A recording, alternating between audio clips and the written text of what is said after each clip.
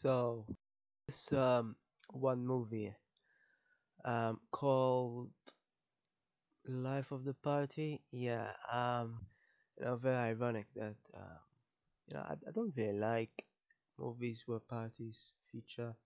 They all tend to be very very similar in a way. It's and this sort of was for one exception, obviously. I mean, you know, now it does seem like on average people didn't seem to like it too much. I think I might have liked it slightly more than the average person, possibly. Possibly being the keyword. Uh, it's, I mean, it's still sort of, like those others there, tell her, it's sort of like, I don't know, just a mother trying to fit in. That's pretty much it. That's what it was about. Um, but otherwise, I mean, it's not too bad as it. It's just you know, the comedy could have been better though. Thinking about comedy, I mean, this is mainly comedy. I mean, I've seen worse.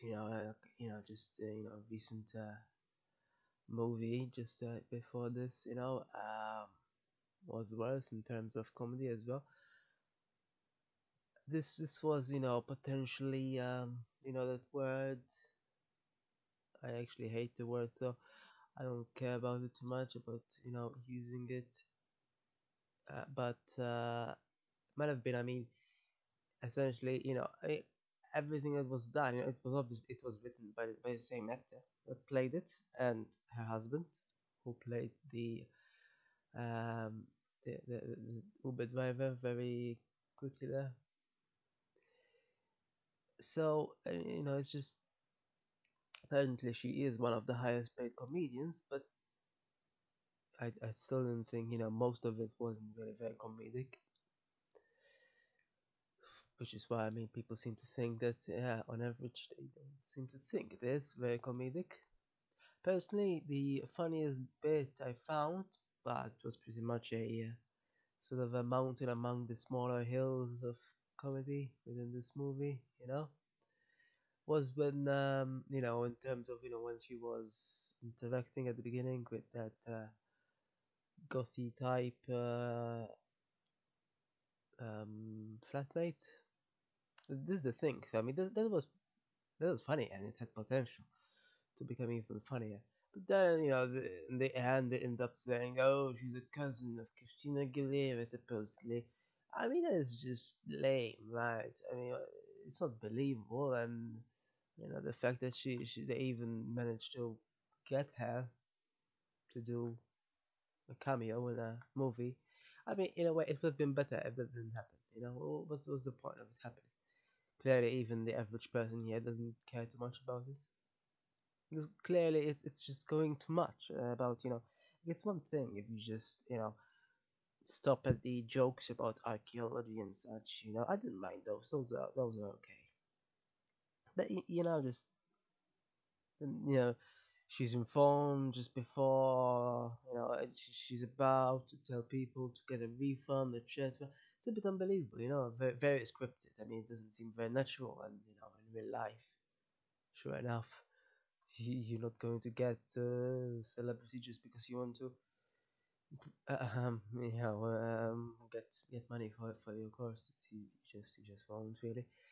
Um, that's really the problem with this movie. I mean, otherwise, wasn't overly romantic or anything, but it was just still this, has these sort of pitfalls that it readily just falls down into and crashes sometimes, but not so badly in my opinion. I may have seen worse, as I say, but still don't know why they didn't. Yeah, I was going to say, so the funniest bit I found personally is where she tells she tells her roommate, maybe you could go out sometimes that door. And then the person said, yeah, but I do go out through that door, and No, I mean the other door, not the closet. Now, I don't know why. I found it really funny though. But there weren't really many other instances of such, you know. I don't know honestly why I found it so interesting. Maybe others wouldn't, but I mean, I know it's sort of playing into stereotypes of a vampire or something, but I found it funny nonetheless. But yeah, otherwise they did go a bit too far when it comes to some instances, like when she was trying to have that presentation at first, absolutely everything went wrong. Yeah, sometimes it's a bit too much. Like it's one thing if everything goes wrong, but you know, like the stand there broke twice. Yeah, you would think she learned from the first time not to use it or something. It's a bit too much. I'm like it's one thing for everything to go wrong once, but then twice as well. And even the fact that absolutely everything went wrong. Like it's one thing to sweat to for that stand to break. Yes, naturally, considering it looks so awkward as well. But she did break a leg. It seems literally. It's a bit hard to believe. I don't know what that was. Just too much happening. And and then she fainted. But now the problem now is that later on she reprises her role and somehow eventually at least some rarely. So I mean she did begin a bit awkward, but she seemed to settle in very quickly, and then of course soon enough it's off screen, so we don't know what happened later, but we're meant to assume that it's all fine. She got used to it. I mean, it's too convenient. Now something similar that I've seen in Introverted Boss, I think, handled it much better in terms of just it is a series, so more long term, but it was more of a getting used to, and it was more of a degrees. It worked through degrees as opposed to once it was really bad and once somehow went well. I mean, eventually Introverted Boss it goes well, but it's not just instantly suddenly, and not just I don't know, just it was too artificial. Things happen gradually. You don't go from not being able to speak publicly to suddenly being able to totally, yeah, and somehow cracking jokes as well. Um, anyway, yeah, so this is one of those problems. I mean, it's not absolutely full of them, but there are some. There are, of course, other instances where it is a bit over the top, like the fight at the end as well in the supposed party. It's very much over the top, along with, yes, sure enough, for the most over the top scene, the reception that they trashed. Some people might think that it's sort of appropriate, but it is a bit too much, isn't it? And then the other thing is, her daughter refuses to talk to her just for a couple of minutes, though, really. Then suddenly she starts to talk to her again and everything, just because she told her she's going to drop out. So, and but, after that, it's all forgotten. Reception absolutely trash, completely forgotten. But in reality, obviously, probably police would probably be involved or something. I don't know, but um, it's just a bit over the top. This is the problem about overdoing it sometimes that some movies do. Because otherwise, before that, before she decided to go to reception, uh, what happened before then was kind of interesting. But then she decided to supposedly offer him an olive branch, and from that, it went from there to trashing it, which is which I think displays how over the top it can be. Yeah, I noticed by the way that it seems like it's made a lot of money. The box office really cashed in here. Apparently budgeted at 30 million, and it made more than double that. So presumably it made a profit somehow. Um,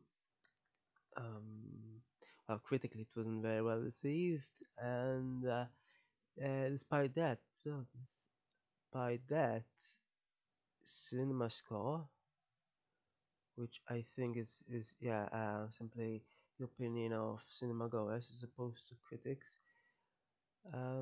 gave it a higher than average compared to the other movies, the writers' previous movies. This so I suppose there's a difference between the population and critics as to what you know. In a way, I sort of fall in between them. I mean, I, I don't think it's the worst thing ever, but I don't think it's the best thing ever either. But I find it funny how um, apparently they